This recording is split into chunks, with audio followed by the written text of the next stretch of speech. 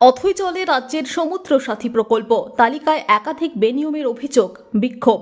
শেষ রাজ্য বাজেটে সামুদ্রিক মৎস্যজীবীদের জন্য এপ্রিল ও মে 2 মাসে 5,000 করে 10,000 টাকা ভাতা ঘোষণা করেছিল রাজ্য সরকার। যে প্রকল্পের নাম দেওয়া হয়েছিল সমুদ্র সাথী, এই প্রকল্পে সামুদ্রিক মৎস্যজীবীদের তালিকা তৈরিতে বিস্তর বেনিয়মের অভিযোগে সরব হল মৎস্যজীবী সংগঠনগুলি। এরই মধ্যে গত 15 জুনের পর থেকে বন্ধ রয়েছে সমুদ্র সাথী পোর্টাল, ফলে আবেদন প্রক্রিয়াও পুরোপুরি বন্ধ।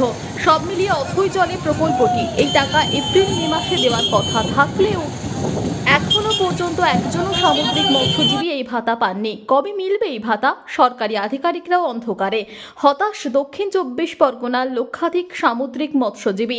প্রতি বছর 15 এপ্রিল থেকে 14 জুন সামুদ্রিক মাছ ধরার উপর নিষেধাজ্ঞা থাকে। এই 2 মাস বিকল্প কোনো কাজ না থাকায় সংকটে থাকেন প্রান্তিক সামুদ্রিক মৎস্যজীবীরা। এই মৎস্যজীবীদের কথা ভেবে দক্ষিণ 24 পরগনা, পূর্ব মেদিনীপুর, হাওড়া, উত্তর 24 পরগনার 2 লক্ষেরও বেশি মৎস্যজীবীকে এই প্রকল্পে ভাতা দেওয়ার সিদ্ধান্ত নেয় সরকার। এই প্রকল্পের জন্য দুয়ারে সরকার শিবিরে গিয়ে মৎস্যজীবী কার্ড তৈরি করতে বলা হয়। মৎস্যজীবী সংগঠনগুলির অভিযোগ, পঞ্চায়েতের দেওয়া মৎস্যজীবী শংসাপত্র নিয়ে এই কার্ড তৈরি করা হয়, ফলে বিস্তর বেনিয়ম ধরা পড়ে। প্রকৃত মৎস্যজীবীরা বঞ্চিত হয়। রাজনৈতিকভাবে মৎস্যজীবী কার্ড দেওয়া হয়, স্বজন পোষণ করা হয়। সামুদ্রিক মৎস্যজীবীদের এই কার্ডেও ব্যাপক গরমিল প্রকাশ্যে এসেছে। অনেকের মিষ্টি বা নোনা জলের মৎস্যজীবী কার্ড এসেছে, কিন্তু এই কার্ড থাকলে এই প্রকল্পে আবেদনই করা যাবে না। দুয়ারে সরকার শিবির থেকেই ভুল করা হচ্ছে বলে অভিযোগ মৎস্যজীবীদের।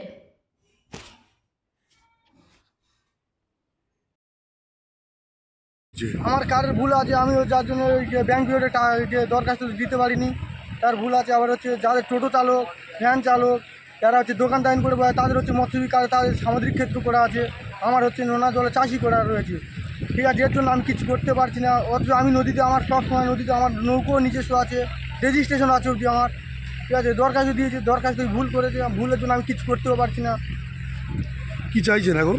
এই আমার কার্ডটা সংশোধন করার জন্য এই ব্যাংক পিরিয়ডে আমি কিছু করতেও পারছি না, যে জালেও যেতে পারছি না মাছ ধরতে, তাহলে আমার সংসার চালাতে অসুবিধা হচ্ছে আমার। তাহলে সরকার যে ঘোষণা করেছিল যে 5,000 টাকা করে দেবে বলে, সেই টাকাটা কি পাবেন আপনি? সেই টাকাটা পাবো কী করে? আমার কার্ডে তো ভুল হয়ে রয়েছে। কারা করলো এই ভুল? ভুলটা কারা করেছে? দুয়ারে সরকার ক্যাম্প হয়েছিল, ক্যাম্পে জমা দিয়েছে, ক্যাম্পের লোকরা করেছে। ক্যাম্পে যারা বড় বসে আছে কম্পিউটার নিয়ে, তারাই করেছে ভুল। এই যে রিক্সা চালক, ভ্যান চালক, যারা দোকান রয়েছে, এদের নাম কারা ঢোকালো? এদের নাম কারা ঢুকে? পার্টির লোকেরা ঢুকেছে। প্রতিবাদ জানাননি আপনারা? প্রতিবাদ তখন কি আমরা জানাবো কী করে? তখন তো পার্টি চলছে, পার্টির পিরিয়ডে তখন কী করে জানাবে? জানাতে মারধর করবে।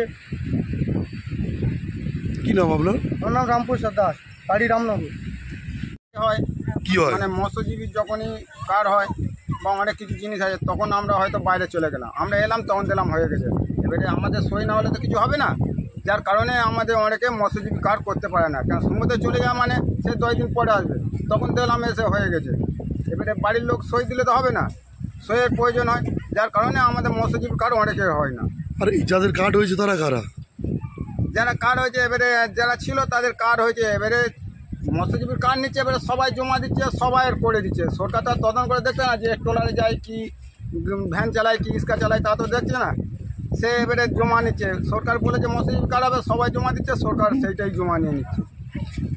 এখানে অভিজ্ঞ ডাক্তার দ্বারা normal, caesar, high risk pregnancy delivery সহ সমস্ত অপারেশন সুলভে করা হয়। Doctor Kalidas Ghosh MBBS, MD gynae, DNB, FICOG অভিজ্ঞ প্রসূতি ও স্ত্রীরোগ বিশেষজ্ঞ, কোর্ট রোড, আরামবাগ বাস স্ট্যান্ডের সন্নিকটে। যোগাযোগ নম্বর 7384893374 অথবা 9153144650 অথবা 7001653381।